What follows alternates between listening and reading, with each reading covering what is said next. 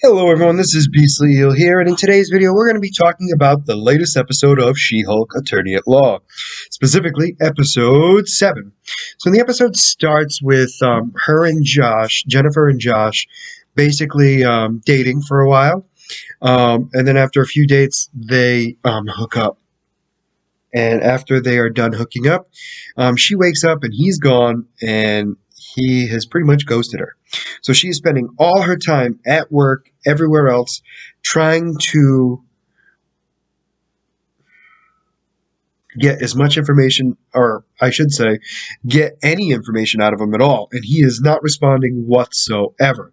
And she's kind of losing it. And she's being told by everyone that, oh, don't worry about it, don't let it bother you, blah, blah, blah, you got to give it time. And she's just not having it. She keeps looking at her phone. So so they hooked up on Thursday. On Friday, she's at work looking at her phone all the time, and her assistant or paralegal is basically stating, like, you need to calm it down. You need to stop staring at your phone the entire time. It's only been 12 hours. You need to calm down.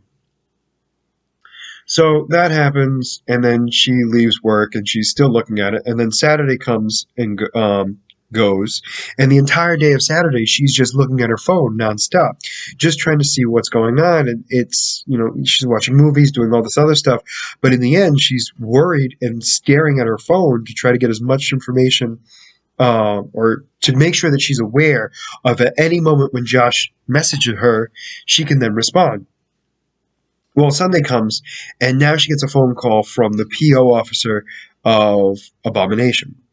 And apparently his, what's it called? His inhibitor chip. So basically the device that limits his power has malfunctioned. And the guy calls She-Hulk, or Jennifer, because he doesn't want to go alone, and there's not enough manpower to go over to check on him. So we go to Abomination's estate, and let me tell you this, it is massive. I mean, acres and acres of land, right? So the guy's freaking out, and he wants her to transform into the She-Hulk just in case Abomination is full on. And he's not full on. He's in his human form. Apparently, he had touched the electric fence, and it had malfunctioned his power inhibitor. So it's fixed and everything else. And then Jennifer goes to leave, and a half man, half bull, and a matador are fighting in front of her car, and they destroy it. Now, she's not happy whatsoever, because now she's stuck there, and Abomination is just like, this is your time to heal. You should disconnect and try to be part of the experience. And she's like, nope, don't care, not even a little. And so she keeps just looking at her phone, and she can't get any signal, because on his estate, it is literally a dead zone. So he's offering her all these services and stuff like that, and she's blatantly just telling him, go away. And so she has to wait until they obviously get the tow truck there to remove her vehicle so it then can be fixed. So while all of a sudden she goes in, she's looking for a signal. So she's going literally everywhere. Well, she finally gets a bar when she enters this building that Abomination is having group therapy in. And who's in it is kind of funny. So it's a vampire that isn't a vampire. It's some guy who thinks he's a vampire. Then we have the Matador, who isn't a Matador, but he's so confused why everyone thinks he's a Matador, when in actuality he's dressed like one. Then we have Man-Bull, who is literally a genetic experiment that is half man, half bull. And then we have the Porcupine.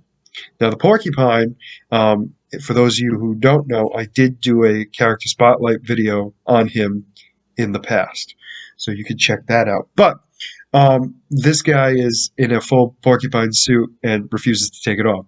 So what we find out is all these guys have some sort of issue that they're trying to resolve.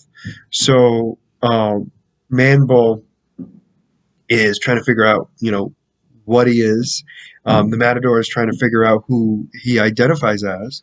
The Porcupine is too afraid to be himself and keeps himself locked in his porcupine suit to pretty much protect himself from the world. And, well, the guy who thinks he's a vampire, I mean, that's clear as day what his issue is. He thinks he's a vampire when he actually isn't. So they offer, they want Jennifer to be a part of it, and she's kind of fully on against it and everything. And then a guy comes in, and it's the Wrecker. Now, the Wrecker that is in this show is the guy that had the crowbar in the episode that they attacked her, and now he's there, and he does not have his crowbar with him. And so she's ready to beat him up whatsoever, like just beat him, right? And that's when Abomination says she's got to go to the timeout circle or the cleansing circle. I can't remember. Some sort of circle. It was BS, basically. And finally, they get her to join the circle, and they're all trying to help her with her issues. And it comes to find out that she was the reason why she really wanted this guy to talk to her was because everyone just likes She-Hulk. Everyone loves this powerful, beautiful, strong being that She-Hulk is, but nobody likes Jennifer. Jennifer isn't anybody. And to her, Jennifer is somebody. Jennifer is her. And the fact that somebody actually liked her for her hurts even more that they're not even around anymore. And we see that very big vulnerability. And we definitely get a better idea of where she's coming from. And then we get to hear about everyone else's problems and all that. Porcupine removes his mask. She then goes into the cleaning hut or the heating hut or the scorching earth. I can't remember. But anyway, it's basically like a sauna. So she goes in, comes out, and she's basically like reborn. And she deletes the guy's number, and she's all happy and everything else. She gets into the vehicle and leaves. And, Abomination offers that she can come back anytime she wants. And she basically says, not until you fix the service issue. So overall, that was the most of the episode. What we find out actually happened that night was that after they had hooked up, he had taken some of her DNA. We're not sure how, although we know that they did hook up. So that could have been the DNA that he took, but it is unclear exactly how he took her DNA, whether it was the blood or if it was other fluids. And it was given to the hulking, which means most likely it's the leader, is still my guess. But we'll have to wait and see for sure. Overall, this episode was good, but also weird at the same time.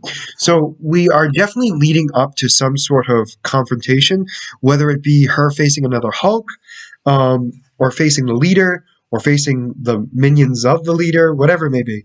There's only 2 episodes left, so a lot is going to happen in the next 2 episodes. I'm hoping we get a better idea of what's supposed to happen, what's going to happen, and all that. And potentially, she could get the help of Abomination, which would kind of be cool, to be honest with you, but we'll have to wait and see. Now, that being said, let me know what you guys thought about this episode in the comments below. Did you like it? Did you not like it? What did you not like? What did you actually like? All that stuff. I'm curious. Now, and as always, if you like the content you see, please like and subscribe below. I've been doing a lot of different videos lately. I've been doing reaction videos. Obviously, that's the main one right now. And then also every Tuesday, I do a character spotlight on a random character. Well, I say random, but that's not entirely true. It's a character based on what's going on basically in the news at the time. That being said, just make sure you like and subscribe if you want to know more and don't want to miss anything. That being said, this is going to be Beastly Eel signing out. Have a great night.